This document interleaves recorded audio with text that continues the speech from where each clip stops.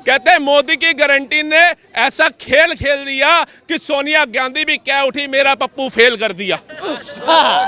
मोदी राम को तो लाए हैं, वो वंदे भारत ट्रेनें भी लाए हैं, वो 14 लाइन के एक्सप्रेसवे भी लाए हैं, वो 370 धारा भी हटवाए हैं, वो कश्मीरी पंडितों को उनका जो हक था वो भी दिलवाए हैं, वो पत्थरबाजों को गायब भी कराए हैं, वो कश्मीर जम्मू से कश्मीर तक ट्रेन भी चलवाए हैं, वो सबसे बड़ा स्टेडियम भी बनवाए हैं, वो सबसे बड़ा स्टैचू भी बनवाए हैं, वो सबसे बड़ा टनल भी बनवाए हैं, वो आज 10वें से 5वीं से चौथी अर्थव्यवस्था भी बनाए हैं। आज जीडीपी जो 2% था वो 7.8% पे भी लग रहे हैं। तो इन तथ्यों पे बात करो, तुम्हारे पास तथ्य नहीं है। अब तुम क्या कर रहे हो? 2024 पास है, हर बंदे की जुबान पे मोदी है, तो तुमने कल कर दिया वो हम बेरोजगार हैं। एक राजा भारत को ऐसा मिला है जिसकी कदर आज कर लोगे तो तुम्हारी पीढ़ियां सुधर जाएंगी। लेकिन ऐसे नापुंसक कहूंगा, मनबुद्धि लोग कहूंगा, जो भीड़ में आकर के मोदी को बदनाम करते हैं। मोदी को बदनाम करना है, उसके कार्यों से बदनाम करो उसके मुकाबले कार्य। 9.5 साल के अंदर जिस रफ्तार से उसने काम कर दिया, तुम करके दिखाओ। भारत जोड़ो यात्रा करने की जरूरत क्या करने की पड़ी? क्या जरूरत थी भारत जोड़ो यात्रा? अगर तुमने अपने कार्य किए होते, तुमने भारत के लोगों को 14 लेन के एक्सप्रेसवे पहले दे दिए होते, ऐसी लग्जरी ट्रेनें पहले दे दी होती, ऐसे अस्पताल दे दिए होते, उज्ज्वला योजना दे दी होती, गरीबों को शौचालय दे दिए होते, जल से नल पहुंचा दिया होता, बिजली पहुंचा दी होती, तो आज मोदी को जरूरत नहीं थी फील्ड में उतरने की। वो 3 टाइम का मुख्यमंत्री होते हुए भी ना 18% का योगदान दे गया जीडीपी के अंदर गुजरात का। लेकिन मोदी जी ने आज दिखा दिया कि राजा का बेटा राजा नहीं बनेगा। जमीन से जुड़ा कार्यकर्ता भी मुख्यमंत्री बन सकता है, जमीन से जुड़ा कार्यकर्ता प्रधानमंत्री भी बन सकता है। गोल्ड स्पून चाइल्ड वाली कहानी अब नहीं चलेगी सर। 28 पार्टियों को ना, अगर भगवान का सम पावर हो, पीछे बैक हो, जूते मारूं मैं। सर कहते हैं सनातन डेंगू मलेरिया है। हिंदू पैसा जोड़ जोड़ करके मकान बनाएगा, रोजगार अपने बच्चों के लिए छोड़ेगा, और ये कश्मीर की तरह लात मार करके हिंदू को उस राज्य से भेजेंगे और उनकी बनाई हुई बुनियादी चीजों पर राज करेंगे। अब भी इनके पास इतना राइट नहीं था कि तंबू में राम जी पड़े थे, उनका एक भव्य मंदिर ही बना देते। तब कौन था लड़ाई झगड़े करने वाला? मैं पूछना चाहता हूं, इन विपक्षियों थे तब कौन था? क्योंकि तुम्हें पता था हमें तो सत्ता मिल गई, हमारी आने वाली पीढ़ी को कैसे सत्ता मिलेगी? वो मिलेगी धर्म पे, वो मिलेगी हिंदू, मुस्लिम, सिख, ईसाई, बौद्ध, जैनी, दलित, वैश्य, शुद्ध, इनको आपस में भिड़वा दो। ये लड़ते मरते रहेंगे, और जहां मुस्लिम वोट ज्यादा हो उधर मुस्लिम कैंडिडेट खड़ा कर दो, जहां दलित हो उधर दलित खड़ा कर दो, जहां पे शूद्र हो उधर शूद्र कर दो। मैं सभी भाइयों से कहता हूं, अगर तुम शूद्र हो तो बूंद भरो, तुम ब्राह्मण हो तो बूंद भरो, तुम वैश्य हो तो बूंद भरो, तुम दलित हो तो बूंद भरो, अगर तुम हिंदू हो तो तुम समुंदर हो, और समुंदर की लहर अच्छे अच्छों को ले डूबती है। जो बंदा 3 राज्यों में चुनाव जीतते ही पीओके हासिल करने की बात डंके की चोट पे कह दे, इससे बड़ी गर्व की बात क्या होगी? इससे बड़ी मान सम्मान की बात क्या होगी? और मैं कहता हूं, पाकिस्तान आज तक हमसे एक युद्ध नहीं जीता सर, तो पीओके किसके बाप ने उसको दे दिया? और एक दिन जैसे डायनासोर विलुप्त हो गए ना भारत देश से, वैसे ही कांग्रेस विलुप्त हो जाएगी। देखिए विकास जो हमारे को देखने को मिल रहा है, आज जम्मू से श्रीनगर तक की ट्रेन चल गई, जहां हरा झंडा लाल चौक पे लहरा रहे थे, वहां हमारे को अपना तिरंगा झंडा देखने को मिल रहा है, टूरिज्म मिल रहा है देखने को। और तो और छोड़ो, ये कांग्रेसी जो 70 सालों में कुछ नहीं कर पाए, उनकी पूज्य माताजी सोनिया गांधी शिकारा में घूम रही हैं, बहन भाई बर्फ से खेल रहे हैं, भाई बाइक राइडिंग लद्दाख में कर रहे हैं, लेकिन 2 शब्द नहीं बोलेंगे मोदी जी की तारीफ में। उन्होंने क्या करनी है? आलोचनाएं करनी है, निंदा करनी है। भारत तो छोड़ो, विश्व लोहार मान रहा है भारत का। पुतिन जैसे पावरफुल कंट्री के मिनिस्टर को बोलना पड़ रहा है कि मोदी भारत को एक ऐसा नेता मिला है जो किसी से डरता नहीं, निष्पक्ष निडर होकर के फैसले लेता है। बाइडन जैसा बंदा बोल रहा है कि यूक्रेन और रूस के युद्ध के अंदर मोदी जी समझौता करा सकते हैं। पहले जब बम ब्लास्ट हो रहे थे तो भारत कर रहा था ओबामा, पाकिस्तान तंग कर रहा है, कुछ निवारण निकालो, चीन के पास भाग रहा था। लेकिन आज यही बाहर की पावरफुल कंट्रियां भारत के आगे झुकी हुई है, तो वो खुशी का माहौल इनसे सहन नहीं हो रहा। वही उसी का रिप्लाई, उसी का परिणाम ये था कि 5 राज्यों में चुनाव हुए, जिसमें 3 राज्यों की जनता ने मुंह पे इनके चपेट मारी, और वो ये भोकलाए हुए, और इन्होंने कुछ नहीं देखा। आज देख लीजिए, कल जो इन्होंने सांसद भवन के अंदर हादसा करवाया, हादसे में वो लड़की आ गई ना सामने, देखिए प्रदीप सुरजेवाला के साथ मिली हुई नजर आ रही है। वो प्रदीप सुरजेवाला कौन है? ओबीसी कार्ड फेल हो गया, ओबीसी कार्ड फेल हो गया कांग्रेस का, ओबीसी कार्ड फेल हो गया ना 3 राज्यों में। जो भी भाई बोले वो लेडी जो है कांग्रेस की पहचान है। जब लाल किला पे सिख जो लड़ाई थी, वो झंडा किसान आंदोलन में, तो वो किसके साथ फोटो था? अमित शाह मोदी के साथ उसका फोटो था, तो वो कौन था? मेरे भाई को पूछ रहा हूँ मैं, कोई जो वो भी तो उसके साथ फोटो था, तो उसके मुद्दे पर वो कौन था? उस आंदोलन के अंदर जो किसान आंदोलन हुआ था, जिसकी आड़ के अंदर यह हुआ, उसमें सेना के साथ जो झड़प हुई, क्या किसी भी किसान के ऊपर गोली चली? किसी भी किसान की मृत्यु हुई वहां पर? अगर एक के ऊपर एक्शन होता तो ये बंदे यही रो रहे होते कि गोलियां चला दी। जैसे ये जो छात्र पकड़े गए ना कल संसद भवन के अंदर, अगर इनके ऊपर यूपीए लग गया, आतंकवादी ठप्पा लग गया, तो ये अभी बताऊंगा ये कांग्रेसी रो रहे होंगे कि छात्रों ने अपनी आवाज उठाई तो उनके ऊपर ये धारा लगा दी गई, और ये लोग उनका समर्थन कर रहे होंगे, क्योंकि ये जैसे बेवकूफ लोगों की वजह से सनातन जो है आज तक डूबता आया है, जाति धर्म में बांटता आया है, जाति के आधार पर बांटते आए हैं ये लोग, धर्म के आधार पर बांटते आए हुए हैं। अभी रक्षाबंधन, रामनवमी और कहते हैं जन्माष्टमी, इस पे छुट्टियां बैन होती हैं, इस पर छुट्टियां बैन हो जाती हैं। वही ईद पर 3 दिन की छुट्टियां बढ़ाई जाती हैं। लेकिन इन जैसे भाई जो हिंदुत्व का नारा लगाते हैं, हिंदुत्व का रोना रोते हैं, इनके मुंह पर चुप्पी होती है। ये लोग बेरोजगारी, भ्रष्टाचारियों का आरोप लगाते हैं। भ्रष्टाचार कहां पाया जा रहा है? अभी हफ्ता पहले देख लो 400 करोड़ कैश पाया जाता है। ये कहते हैं कहां है काला धन, और जब काला धन इन्हीं के सांसद के पास से निकलता है तो ये सारे चुप होते हैं। ये तो चुप होते ही है, गोदी मीडिया का रोना रोने वाले रवीश कुमार, अंजुमन, इनके मुंह पर भी चुप्पी लग जाती है। कहां गए ये सारे पत्रकार, और कहां गए ऐसे भाई जो डंका बजाते हैं? हिंदू हर साल, चाहे मुगल काल ले लो, अंग्रेज काल ले लो, और अभी तक का ले लो, 9 साल से पहले, ये अपने धर्म के लिए, अपने मंदिरों के लिए, अपने भगवानों के लिए, इष्टों के लिए मरता आया है, लड़ता आया है। लेकिन 9.5 साल में एक बंदा अगर आकर के दृश्य बदल देता है फील्ड में उतर के, और डंके की चोट पर मंदिरों के अंदर जाता है निष्पक्ष होकर के, तो ऐसे लोगों को मिर्ची लगती है, ऐसे लोगों को खुशी नहीं होती कि आज लंदन, जिसने ईस्ट जो कंपनी थी, अंग्रेजों ने जो इतने साल हमारे ऊपर राज किया, उस देश का प्रधानमंत्री ताजमहल देखने नहीं जाता, अक्षरधाम जाता है। इनको खुशी नहीं होती, इनको खुशी होती कोई मकबरा देखने जाता।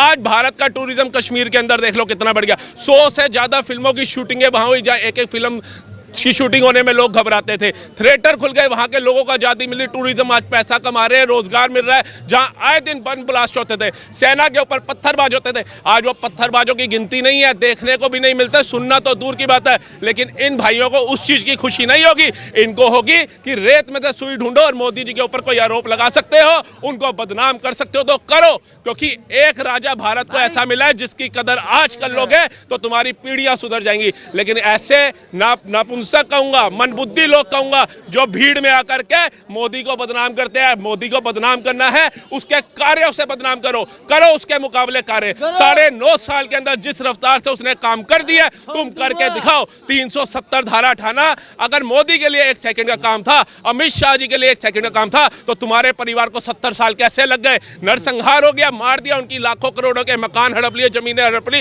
रोजगार हड़प लिया, तुम्हारी चुप्पी थी।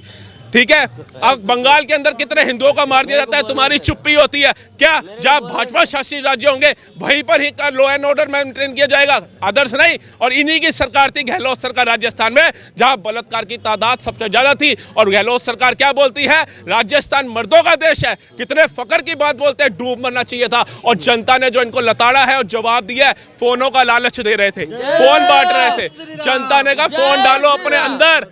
हम नहीं है ऐसे लोगों के साथ जहां कत्लेआम कर दिया था सरेआम, सिर्फ एक वीडियो शेयर करने के लिए। क्या हिंदू हो करके हिंदुस्तान में ही अपने लिए आवाज उठाना क्या इतना बड़ा गुनाह हो गया कि आपको अपना? और ऐसी नपुंसक सरकारें चुप रहेंगी।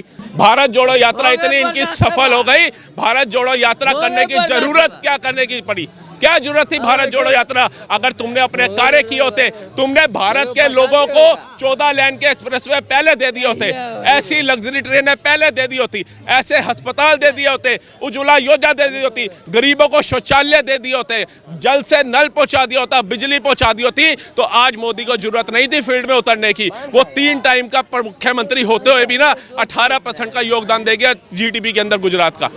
इतने अचीवमेंट करे तभी आज वो रेस के अंदर सबसे आगे है ना। करो उसका मुकाबला, विश्व मार रहा है उसका डंका, और तुम्हारे को मारने में चुवन होती है।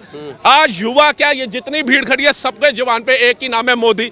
करो कहते हैं मोदी की गारंटी ने ऐसा खेल खेल दिया कि सोनिया गांधी भी क्या उठी, मेरा पप्पू फेल कर दिया। तो काम वो करो कि तुम्हारे को जनता पसंद करे। ऐसी दोगली राजनीति, तुष्टीकरण की राजनीति और डूबी हुई राजनीति मत करो। आज भी तुम्हें लगता है कि भारत को ऊपर ले जाना है, सोने की चिड़िया बनाना है, अखंड भारत की ओर ले जाना है, तो मोदी जी जैसे कार्य सीखो, कुछ करो। और 5 साल उनको जनता दे रही है, आगे एज होती है 2029 में तुम्हारे पास आ सकता है मौका, कार्य तो करो। तुमने कार्य नहीं करने, तुमने क्या कराने हैं? दंगे कराने हैं, बलात्कार करवाने हैं, मर्डर करवाने हैं, जेब कतरो और दंगाइयों को टिकटें दे करके सत्ता में बिठाना है। तुम्हारे कार्य सिर्फ यही दिखते हैं जनता को। लेकिन मोदी जी ने आज दिखा दिया कि राजा का बेटा राजा नहीं बनेगा। जमीन से जुड़ा कार्यकर्ता भी मुख्यमंत्री बन सकता है, जमीन से जुड़ा कार्यकर्ता प्रधानमंत्री भी बन सकता है। गोल्ड स्पून चाइल्ड वाली कहानी अब नहीं चलेगी। परिवारवाद को उन्होंने खत्म कर दिया। उन्होंने नहीं देखा कि मैं वसुंधरा राजे को सीट नहीं दे रहा, मैं शिवराज सिंह चौहान को सीट नहीं दे रहा, उससे कहीं मेरी सत्ता ना चली जाए उस राज्य के अंदर। उन्होंने कहा अगर मैंने भारत को अखंड भारत बनाना है और जो मेरे दिमाग में सपने जूझ रहे हैं भारत को ऊंचे ले जाने के, उनको सक्षम करना है, तो मुझे बदलाव करना पड़ेगा। बदलाव हो रहा है, बिल्कुल सर, बदलाव हो रहा है। मैं तो कहूंगा सभी पत्रकारों से कि अब 2024 का बोलना बंद कर दो। कौन आ रहा है? सबको पता है मोदी आ रहा है। 29 पे बात करो। डर के भागो मत। 28 पार्टियों का जो गठबंधन बना है, जिसका नेतृत्व राहुल गांधी कर रहे हैं। सर 28 पार्टियों का ना, अगर भगवान का सम पावर हो, पीछे बैक हो, जूते मारूं मैं। सर कहते हैं सनातन डेंगू मलेरिया है, हिंदुत्व को खत्म करना पड़ेगा, और ये ऐसी पार्टी को गठबंधन में रखते हैं। तुम क्या साबित करना चाहते हो? हिंदू इतना डरा हुआ है, हिंदू इतना नपुंसक है कि हिंदू अपने लिए आवाज नहीं उठाएगा, क्योंकि हिंदू हमेशा अपने परिवार का सोचता है, हिंदू हमेशा अपने बच्चों का भविष्य सोचता है, हिंदू हमेशा जमा पूंजी में रह गया। और ये क्या करते थे? हिंदू पैसा जोड़ जोड़ करके मकान बनाएगा, रोजगार अपने बच्चों के लिए छोड़ेगा, और ये कश्मीर की तरह लात मार करके हिंदू को उस राज्य से भेजेंगे और उनकी बनाई हुई बुनियादी चीजों पर राज करेंगे। इनकी सोच ये है, ये सच्चाई है। अगर आज मोदी सरकार सख्त हो जाए, आज राज्यसभा के अंदर लोगों को समझ नहीं है। लोग क्या कहते हैं कि मोदी तो हमें प्रधानमंत्री में चाहिए, लेकिन राज्य के अंदर ये मुफ्तखोरी वाले आ जाए, जो बिजली फ्री दे रहे हो, पानी फ्री दे रहे हो, बस फ्री दे रहे हो। लेकिन जिस दिन जनता समझ जाएगी कि लोकसभा के अंदर एक बिल पास होता है, उसके बाद उसका पास होना राज्यसभा में भी जरूरी है। और राज्यसभा के अंदर जब बिल पास होता है, उसके अंदर जो राज्यसभा मेंबर होते हैं वो एमएलए द्वारा चुने जाते हैं। जिस दिन जनता इस चीज के लिए भी जागरूक हो जाएगी, देखना कैसे जब यह काम फटाफट हो गया ना। मैनिफेस्टो वाले 3 तलाक हिंदुओं का मुद्दा नहीं था, मुसलमान बहनों का मुद्दा था, डंके की चोट पे किया, क्या कर लिया उन्होंने? 370 खून की नदियां बहा जाएंगी, ये हो जाएगा, वो हो जाएगा, करके दिखाया। क्या कर लिया इन्होंने? क्या कर लिया? मैं पूछता हूं। आज घर घर शौचालय पहुंचा दिया, गांव में आए दिन पिक्चरों तक बन गई इनके ऊपर, शौचालयों के ऊपर। किसी नेता ने नहीं सोचा कि गरीबों के लिए 1971 में इंदिरा गांधी नारा दे रही थी, गरीबी हटाओ। गरीबी तो नहीं हटाई, गरीबों को और गरीब बना दिया इन्होंने, एजुकेशन से बिल्कुल विलुप्त कर दिया। आज मोदी जी कहते हैं युवा जो है आगे बढ़ो, युवा ही हमारी स्ट्रेंथ है, युवा ही हमारी ताकत है। इनको बोलने में क्या था? मिर्ची लगती थी। आज युवा इतनी बड़ी ताकत बन चुका है इस देश की, वो समझता है उसका आने वाला भविष्य क्या है। ये रोजगार स्टार्टअप का नाम इनमें से किसी ने सुना नहीं होगा। स्टार्टअप के अंदर 90,000 रजिस्ट्रेशन हुए गवर्नमेंट के ऑफिशियल लाइन, उस पर देखो आप, ठीक है, जिसके अंदर 106 कंपनियां यूनिकॉर्न बनी है। यूनिकॉर्न किसकी गिनती में किया जाता है? जो कंपनी 1800 करोड़ का काम करती है। 106 कंपनियां। आज हम जलजीरा पीते हैं, बचपन में होते थे कंचे वाली बोतल पीते थे, आज वो अरोड़ा लेमन में आती है, उसका दिमाग था। 3 रुपए वाली बोतल को प्लास्टिक की बोतल में डाल के 10 रुपए में बेचो, जनता जाएगी। आज पी नहीं रहे, वो कितने करोड़ों का मालिक बन गया। लाहौरी जीरा उठा लो, जलजीरा पाउच में डाल के कितने करोड़ों का मालिक बन गया। आज घर बैठे बैठे जेप्टो से हम चिप्स, वेफर, पानी रात को मंगाते हैं, वो कितने करोड़ों का मालिक बन गया। सर दिमाग लगाओ। हर बंदा अगर सरकारी नौकरी के पीछे भागेगा तो वो मुमकिन नहीं है। आबादी देख लो, आप कंपेयर मत करो अपने आप को अमेरिका से, लंदन से, रूस से। उनकी आबादी देख लो, सीमित है, 30 करोड़ 35 करोड़। इससे ज्यादा आबादी आपको यूपी और उत्तराखंड को मिला दोगे तो उससे ज्यादा हो जाएगी, देश बन जाएगा। तो हमेशा ये मत सोचो सरकारी नौकरी में बैठना है और 2 घंटे काम करना है, बाकी मुफ्तखोरी करनी है, रिश्वतखोरी करनी है। छोड़ो देश को खोखला करना। देश को खोखला कर रहे थे ये सांसद जो 300-400 करोड़ घर में कैश लेकर के बैठे हैं। हमारे जैसा बंदा घर में 2 लाख रख नहीं सकता, असुरक्षित महसूस करता है। 5 लाख खाते में आ जाए तो जवाब देना पड़ता है ये पैसा आया कहां से, लेकिन इनसे पूछने वाला कोई नहीं है। अब जवाब दे। काला धन पे रोने वाले, 15 लाख पे रोने वाले, बेरोजगारी पे रोने वाले, भ्रष्ट बेरोजगारी। कांग्रेस मुक्त राज्य जो शासी राज्य था राजस्थान, सबसे ज्यादा पेट्रोल का रेट 108 रुपए। क्या सोच के रखा था। आदरणीय मोदी जी प्रधानमंत्री के पद पर बैठकर उन्होंने बोला कि कोरोना काल के बाद सभी देशों की हालत बिगड़ गई है, हमारे देश की हालत भी सही नहीं है, आप कम से कम जनता के ऊपर भार ना पड़े, पेट्रोल और डीजल के ऊपर टैक्स और वैट कम कर दो। लेकिन क्या इन्होंने सुना? 3600 करोड़ रुपया इन्होंने कमाया और उस 3600 करोड़ को राज्य के विकास की जगह अपनी छवि चमकाने के लिए मोबाइल बांट रहे थे। मैं आदर करता हूं राजस्थान की उन बुजुर्ग महिलाओं का जिनकी वीडियो आ रही थी, जिन्होंने लात मारी मोबाइल को और कहा हमें तो मोदी चाहिए, क्योंकि मोदी राम को तो लाए हैं, वो वंदे भारत ट्रेनें भी लाए हैं, वो 14 लाइन के एक्सप्रेसवे भी लाए हैं, वो 370 धारा भी हटवाए हैं, वो कश्मीरी पंडितों को उनका जो हक था वो भी दिलवाए हैं, वो पत्थरबाजों को गायब भी कराए हैं, वो कश्मीर जम्मू से कश्मीर तक ट्रेन भी चलवाए हैं, वो सबसे बड़ा स्टेडियम भी बनवाए हैं, वो सबसे बड़ा स्टैचू भी बनवाए हैं, वो सबसे बड़ा टनल भी बनवाए हैं, वो आज 10वें से 5वीं से चौथी अर्थव्यवस्था भी बनाए हैं। आज जीडीपी जो 2% था वो 7.8% पे भी ला कर रहे हैं। तो इन तथ्यों पे बात करो, तुम्हारे पास तथ्य नहीं है। अब तुम क्या कर रहे हो? 2024 पास है, हर बंदे की जुबान पे मोदी है, तो तुमने कल कर दिया वो हम बेरोजगार हैं, हम बेरोजगार हैं। अरे काहे के बेरोजगार हो? काम करना सीखो, काम की हिंदुस्तान में कमी नहीं है।